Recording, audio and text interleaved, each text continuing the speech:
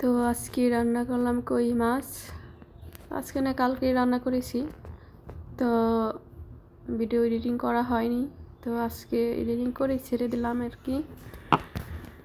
তো কই মাছের মধ্যে আমি ভাজবো সব দিয়ে হলুদ গুঁড়ো, লবণ, ধনিয়ার গুঁড়ো দিয়ে ভালোভাবে মাখিয়ে মরিচের গুঁড়ো দিয়েছি। তারপর কই মাছটা ভেজে নেব।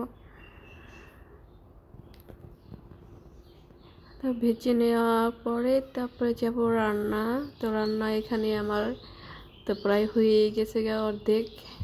এখন মাছ দিয়ে জিরার গুঁড়ো দিয়ে নামিয়ে ফেলবো। আর এখানে আলু, বেগুন আর টমেটো দিয়ে রান্না করলাম।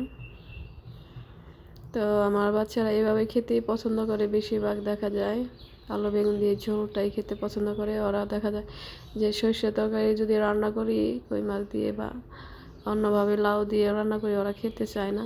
তো এইভাবে আমার তরকারিটা রান্না করা হয় বেশিরভাগ। কেমন হলো রান্নাটা?